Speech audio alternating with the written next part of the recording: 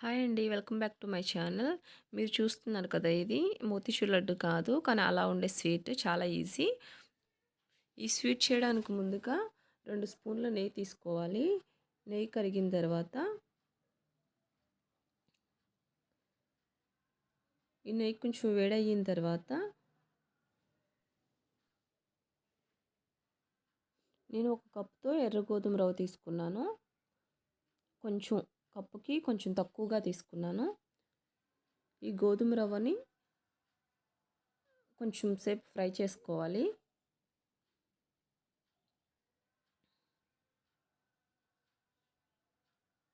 ఒక 5 minutes medium flame మీద పెట్టి తిప్పుకుంటూ ఫ్రై చేసుకోవాలి. ఇది కొంచెం ఇలా గోల్డెన్ బ్రౌన్ కలర్ వచ్చిన తర్వాత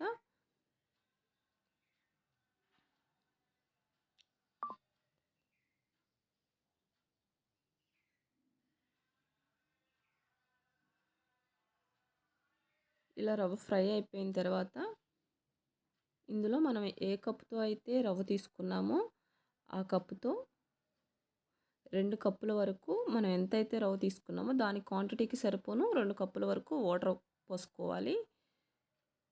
వాటర్ వేసుకున్న తర్వాత ఒకసారి మంచిగా కలుపుకొని దాని మీద మూత పెట్టుకోవాలి.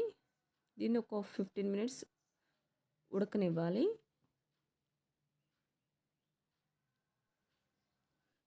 15 మినిట్స్ తర్వాత చూస్తే చూడండి మనకి ఇలా ఉంటుంది. ఇలా లైట్గా వాటర్ ఉన్నప్పుడు మనం ఏ కప్పుతో అయితే మనం ముందుగా రవ్వ తీసుకున్నామో రవ్వ ఎంతైతే తీసుకున్నామో అంతే షుగర్ కూడా ఇందులో యాడ్ చేసుకోవాలి.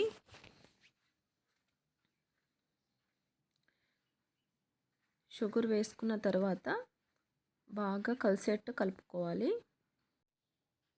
దీన్ని ఒక 5 మినిట్స్ లో ఫ్లేమ్లో కొంచెం గట్టిపడే వరకు ఉడికించాలి. నేను ఇక్కడ ఫుడ్ కలర్ యాడ్ చేస్తున్నాను. ఇది ఓన్లీ ఆప్షనల్. మీరు కావాలంటే వేసుకోవచ్చు.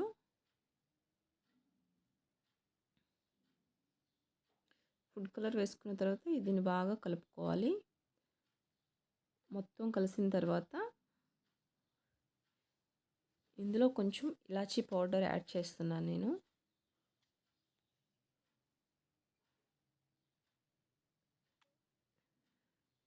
ఇలాచీ పౌడర్ వేసిన తర్వాత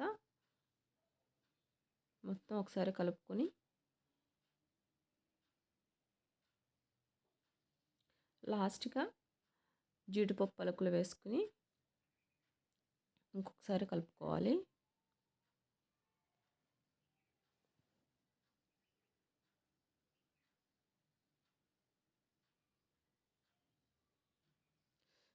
నేను స్టవ్ ఆఫ్ చేసే ముందు 2 స్పూన్లు నెయ్యి యాడ్ చేస్తున్నాను. నెయ్యి ఎక్కువ వేయడం వల్ల టేస్ట్ బాగుంటుంది.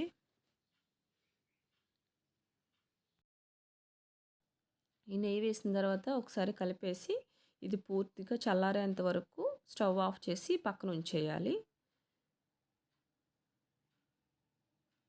ఇది పూర్తిగా ఆరిపోయిన తర్వాత చేతికి కొంచెం నెయ్యి రాసుకొని ఉండలుగా చేసుకోవాలి.